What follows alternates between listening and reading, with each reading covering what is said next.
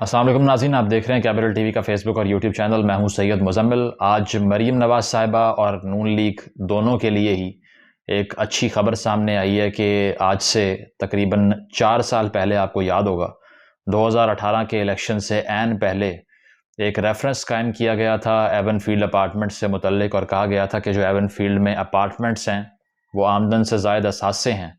मरीम नवाज़ साहिबा के और नवाज़ शरीफ साहब के ऊपर भी ऐसे केस बनाए गए थे, और उसके बाद सज़ा सामने आई थी। नवाज़ शरीफ साहब को 10 साल कैद की सज़ा सुनाई गई थी और मरीम नवाज़ साहिबा को 7 साल कैद की सज़ा दी गई थी, जिसमें नैब से कॉपरेट ना करने के लिए 1 साल की सज़ा भी शामिल थी। इसके अलावा कैप्टन रिटायर्ड सफदर, जो कि मरीम नवाज़ साहिबा के हस्बैंड हैं, 1 साल की सज़ा उनको भी दी गई थी, क्योंकि उन्होंने भी नैब से कॉपरेट नहीं किया था। इस केस की आज समाअत हुई इस्लामाबाद हाई कोर्ट के अंदर, और 2 रुकनी बेंच ने ये समाअत की। और इस समाअत के अंदर अदालत ने बार बार नैब प्रोसिक्यूटर से ये पूछा कि आप कोई ऐसा डॉक्यूमेंट पेश कर दें जिससे ये साबित हो जाए कि ये जो अपार्टमेंट्स हैं एवन फील्ड के, इनका ताल्लुक कैप्टन सफदर से या मरीम नवाज से जुड़ता है।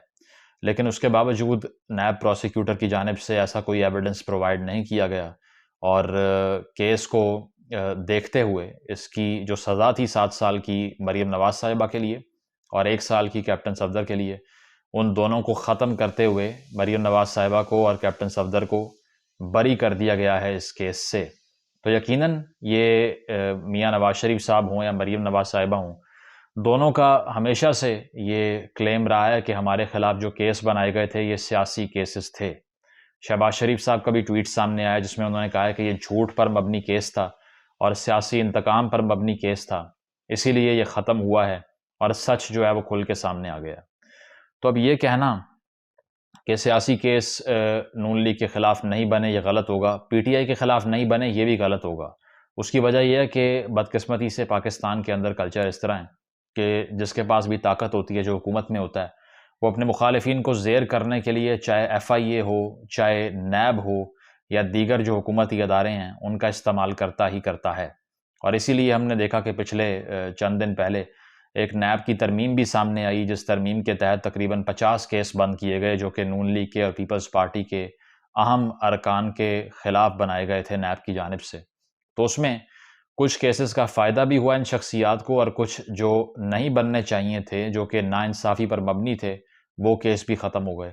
तो पहली बात तो ये है कि ये नैब का जो, या फिर हुकूमतों का जो निज़ाम इंसाफ़ है, उस पे सवाल है कि आप किस तरह से किसी को मुजरिम करार दे के सज़ाएँ दिलवाते हैं, और उसके बाद जैसे ही कुछ साबित नहीं हो पाता और नैब ज़रा आज़ाद होती है, तो फिर ये बात सामने आती है कि इसमें तो सबूत ही कोई नहीं है। आपको याद होगा कि पिछले दौर के अंदर बहुत से ऐसे ब्यूरोक्रेट्स, उनको जेलों में डाला गया, जो कि तकरीबन 2-3 साल जेल भी काट गए।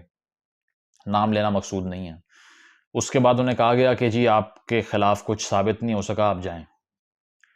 तो इससे ये अंदाज़ा होता है आपको कि पाकिस्तान के अंदर शहरी और इंसानी हुकूक जो है ना, वो पामाल करना कोई मुश्किल काम नहीं है। और ये वो लोग हैं जो कि हुक्मरान तबके से ताल्लुक़ रखते हैं माशाल्लाह, और ये इनके पास दौलत भी है, ताकत भी है, उसके बावजूद ये इतना कुछ बर्दाश्त करते हैं।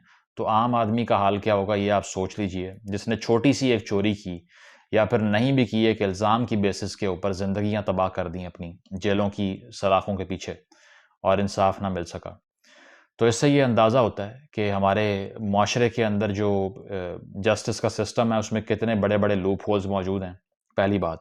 दूसरी बात ये है कि मरीम नवाज़ साहिबा का प्रेस कॉन्फ्रेंस में भी बाद में यही कहना था कि ये जो सारे केसेज़ हैं, और वीडियो के बारे में उन्होंने बात की कि एक वीडियो सामने आने का जो कहा जा रहा है, तो वो लेकर आएँ सामने उसको। मुझे कोई फ़र्क और डर नहीं है। उसकी वजह ये है कि अगर वो जेल में बनाई गई वीडियो है, तो उससे अंदाज़ा होगा अवाम को कि मेरे साथ जेल में क्या सलूक होता रहा है। तो ऑडियो और वीडियो लीक्स का जो मामला है, ये भी बदकिस्मती से चल रहा है, और सियासत के अंदर सबसे अहम चीज़ आजकल ये बनी हुई है। हालाँकि एक तरफ आप देख रहे हैं सैलाब की सूरत-ए-हाल है, मईशत तबाह हाल है। इसके अलावा इसहाक डार साहब की वापसी के बाद से सवाल ये है कि आया वो इकॉनमी को मैनेज कर पाएँगे या नहीं, लेकिन सारी कौम का और सियासतदानों का ध्यान कहाँ पर है कि अगली ऑडियो किसकी लीक होनी है। तो उस ऑडियो लीक के माजरे के अंदर पहले शहबाज शरीफ साहब फँसे।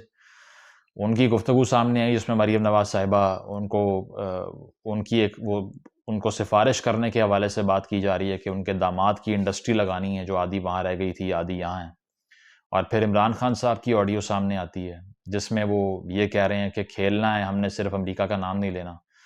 तो अब ये ऑडियो और वीडियो लीक्स का जो मामला है, इसमें ज़्यादा नुकसान जो फ़िलहाल होता दिखाई दे रहा है वो तहरीक-ए-इंसाफ़ को और इमरान खान को हो रहा है। और एवन फील्ड रेफरेंस का ये फ़ैसला ज़ाहिर करता है कि आहिस्ता-आहिस्ता एक्सेप्टेंस और जो कबूलियत है नून लीग के लिए सिस्टम में, वो बढ़ती जा रही है।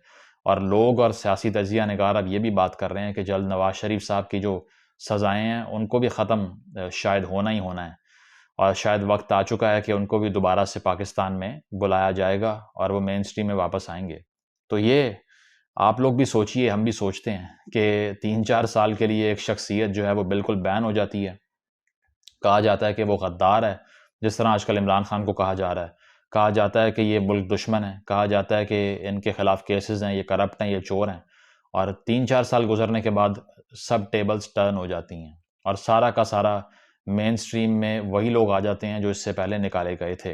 अब इमरान खान और तहरीक-ए-इंसाफ के खिलाफ वो वक्त आ चुका है कि उन पे गद्दारी के मुकदमे बनाए जा रहे हैं, दहशतगर्दी के मुकदमे बनाए जा रहे हैं और उनकी ऑडियो लीक्स हो रही हैं। तो इस सारी सूरत हाल के अंदर जो सबक हासिल करना है सियासतदानों ने, वो ये हासिल करना है कि आप सियासी इंतकाम लेने के लिए गैर सियासी क़ुव्वतों का साथ मत दें। जब भी आप ऐसा करेंगे, आपकी बारी भी आएगी और अब तहरीक-ए-इंसाफ की बारी भी आ गई है। तो उम्मीद ये करनी चाहिए कि ये सब मिल के ये सवाल करें कि ये ऑडियो लीक्स कर कौन रहा है? क्यों वज़ीर-ए-आज़म की सिक्योरिटी जो है वो अच्छी नहीं है, उसकी गुफ्तगू बाहर आ जाती है और क्या वजह है कि नैब उनके खिलाफ इस्तेमाल होती है? अगर ये सब एक पॉइंट पे इकट्ठे नहीं होंगे, तो बार-बार आप देखेंगे कि हर दौर के अंदर एक ना एक इंसान, एक ना एक रहनुमा, एक ना एक वज़ीर-ए-आज़म सियासी इंतकाम का निशाना बनता रहेगा। Thank you.